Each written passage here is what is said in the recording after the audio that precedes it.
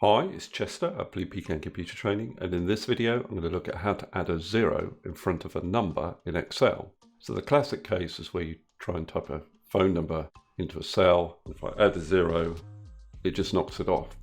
That's because Excel thinks this is a number and numbers can't start with zeros. So you've got to tell Excel this is text, and one way of doing that is type your 0 in, but put an apostrophe in front of the number, and then it will accept it as text. This little triangle is just warning you that you've stored number as text, which is exactly what we wanted to do, so we can ignore the error. This method is fine if you've got 1 or 2 phone numbers or product numbers that you want to convert to text with leading zeros, but it's a bit tedious for lots and lots of values. Another option is to select all the cells that you think you're going to need leading zeros in, and then pre-format the cells as text cells.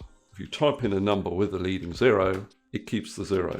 Doesn't matter how many zeros you input. Again, you get this little green triangle, but you can select all the cells and then ignore the error.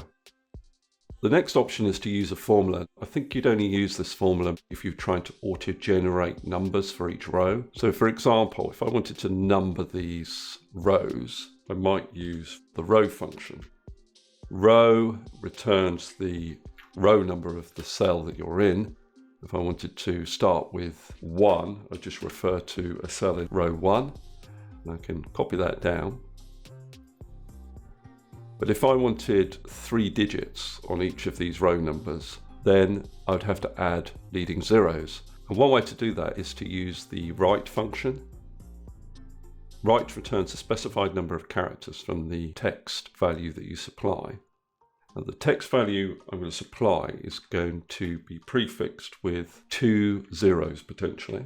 That's the maximum number of zeros that I'll need in this case. And I'm going to concatenate that with the number that the row function is going to return.